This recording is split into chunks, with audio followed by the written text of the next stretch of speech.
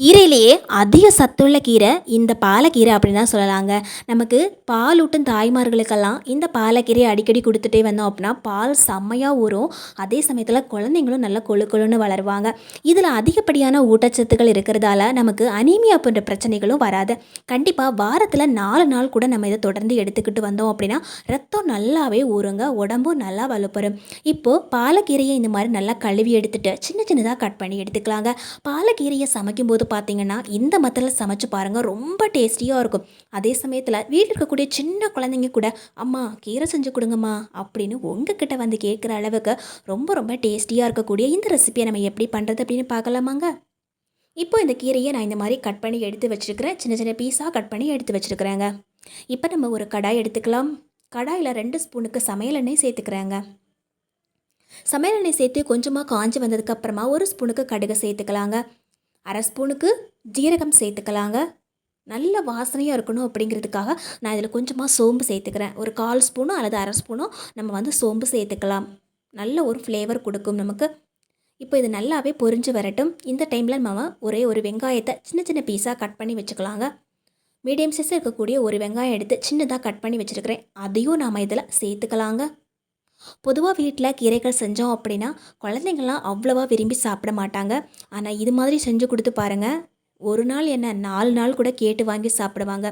அதே மாதிரி lunch back பண்ணும்போது கூட இதில் லைட்டாக பரட்டி கொடுத்து பாருங்கள், அவ்வளோ டேஸ்டியாக இருக்கும்.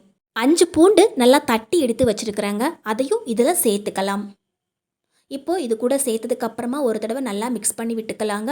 இந்த பூண்டோட பச்சை வாசனை நல்லா போகணும். அதே சமயத்தில் நம்ம சேர்த்துருக்கக்கூடிய பொருட்களில் இருக்கக்கூடிய பச்சை வாசனை எல்லாம் போனதுக்கப்புறமா நம்ம கட் பண்ணி வச்சுருக்கக்கூடிய இந்த கீரையை இதில் சேர்த்துக்கலாங்க. உண்மையாகவே இந்த பாலக்கீரையை சாப்பிட்டு வரதால உடம்பு நல்லா வலுப்பெறும். முட்டி வலி இருக்கிறவங்கெல்லாம் கண்டிப்பாக இதை எடுத்துக்கணுங்க. அதிகப்படியான கால்சிய சத்து இருக்குது இதில். அதே மாதிரி நம்ம கீரைகள்லேயே முக்கியமான ஒரு கீரை இந்த பாலக்கீரைங்க. அவ்வளோ சக்தி வாய்ந்தது இந்த பாலக்கீரை. ஒரு முறை நம்ம இந்த மாதிரி நல்லா எண்ணெயிலேயே வதக்கி எடுத்துக்கலாங்க. இந்த கீரையிலேருந்து கொஞ்சம் தண்ணி மாதிரி வர ஆரம்பிக்கும். இப்போது இந்த கீரைக்கு தேவையான அளவு உப்பு சேர்த்துக்கிறோம். ஒரு 1/4 ஸ்பூனுக்கு உப்பு சேர்த்துக்கிறேன். அதே மாதிரி கொஞ்சமாக மஞ்சள் தூளும் சேர்த்துக்கிறேங்க. ஒரு முறை எல்லாத்தையும் நல்லா மிக்ஸ் பண்ணி விட்டுக்கலாம். கீரை சூடாக ஆக அதில் இருக்கக்கூடிய தண்ணியும் கொஞ்சம் கொஞ்சமாக வெளிப்பட ஆரம்பிக்கும். நம்ம இந்த கீரையை க்ளோஸ் பண்ணி வேக வைக்கக்கூடாது. எந்த கீரையாக இருந்தாலும் சரி, முதல்ல கொஞ்ச நேரம் நம்ம ஓப்பன்லேயே விட்டு வேக வைக்கணும். நல்லா கிளறி விட்டதுக்கு அப்புறமா நான் ஓப்பன்லேயே இதை வேக வச்சுக்கிறேன். இப்போ நம்ம ஒரு மிக்ஸி ஜார் எடுத்துக்கலாங்க. பாதியாக கட் பண்ணி வச்சுருக்கக்கூடிய தக்காளி 3 தக்காளி இதில் சேர்த்துக்கிறேங்க.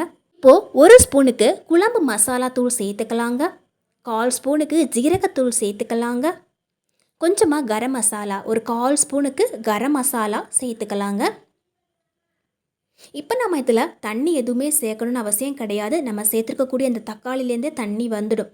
இப்போ இந்த மாதிரி நல்ல பேஸ்ட் மாதிரி அரைச்சிட்டு வந்திருக்கிறேன் பாருங்கள். இந்த அளவுக்கு நல்ல பேஸ்ட்டாக அரையணும். ஏற்கனவே நம்ம வேக வச்சுருக்கக்கூடிய கீரையை பார்க்கலாம். இப்போ இந்த கீரை நல்லா வெந்திருக்குது. இந்த கீரையை நம்ம இனிமேல் க்ளோஸ் பண்ணி கூட வேக வச்சுக்கலாம். ஓரளவுக்கு வெந்ததுக்கு அப்புறமா தான் நம்ம கீரையை க்ளோஸ் பண்ணணும். கீரையில் இருக்கக்கூடிய தண்ணியும் வெளிப்பட்டு ஓரளவுக்கு நல்லா வற்றி போயிருக்குது. இந்த டைமில் நம்ம அரைச்சி வச்சுருக்கக்கூடிய இந்த பேஸ்ட்டை இதில் சேர்த்துக்கலாங்க. இந்த கீரை கூடையே இந்த பேஸ்ட்டை ஒரு முறை நல்லா இந்த மாதிரி மிக்ஸ் பண்ணி விட்டுக்கலாங்க. இந்த மாதிரி நம்ம மிக்ஸ் பண்ணும்போதே பார்த்திங்கன்னா சூப்பரான வாசனை வரும். தக்காளியை நம்ம இந்த மாதிரி அரைச்சி சேர்க்குறதால தக்காளிலேருந்து பச்சை வாசனை வருமோ அப்படின்னு நீங்கள் பயப்படவே தேவையில்லை. அந்த மாதிரி எதுவுமே ஆகாதுங்க. எல்லாத்தையும் நல்லா மிக்ஸ் பண்ணி விட்டதுக்கு அப்புறமா ஒரு 2லேருந்து 3 நிமிஷமாவது நாம் இதை க்ளோஸ் பண்ணி வேக வைக்கணுங்க. அப்போ தான் நம்ம போட்டிருக்கக்கூடிய அந்த பொருட்கள்லேருந்து பச்சை வாசனை எல்லாம் போகும், தக்காளியும் நல்லா வேகும். அதனால் ஒரு முறை நல்லா மிக்ஸ் பண்ணி விட்டுட்டு நம்ம க்ளோஸ் பண்ணி விட்டுடலாம். இந்த டைமில் நம்ம இதில் உப்பு இருக்கா காரம் இருக்கா அப்படின்னு செக் பண்ணிக்கலாம். தேவைப்பட்டால் உப்பு சேர்த்துக்கலாம். அதுக்கப்புறமா தேவைப்பட்டது அப்படின்னா குழம்பு மசாலாத்தூள் நம்ம சேர்க்கக்கூடாது. அதுக்கு பதிலாக தனி மிளகாய்த்தூள் வேணால் சேர்த்துக்கலாம். இப்போ நான் 3 முட்டைகளை வேக வச்சு எடுத்துகிட்டு வந்திருக்கிறேங்க. இப்போது இந்த முட்டையை இந்த மாதிரி பிரித்து எடுத்துகிட்டு வந்திருக்கிறேன் பாருங்கள். வெள்ளைக்கரு தனியாக, அதுவே மஞ்சக்கரு தனித்தனியாக இந்த மாதிரி பிரித்து எடுத்துகிட்டு சின்ன சின்ன பீஸாக இந்த மாதிரி கட் பண்ணி எடுத்துக்கலாம்.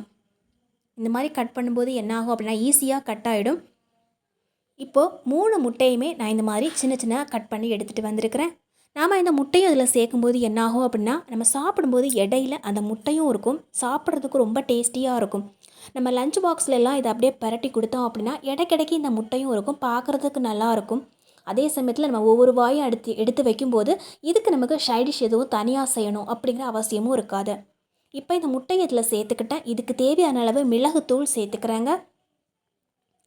மிளகுத்தூள் சேர்த்ததுக்கு அப்புறமா இதை ஒரு தடவை நல்லா மிக்ஸ் பண்ணி விட்டுக்கலாம். இப்போ கீரை நல்லாவே வெந்து போயிடுச்சு. அதே சமயத்தில் மசாலா வாசனையும் சுத்தமாக போயிடுச்சுங்க. சூப்பராக நல்லா வெந்து வந்திருக்குது. இப்போ நம்ம இதை க்ளோஸ் பண்ணி ஒரு 2 நிமிஷத்துக்கு அப்படியே விட்டு வச்சிடலாங்க. நல்லா தொக்கு மாதிரி வரணும் நமக்கு.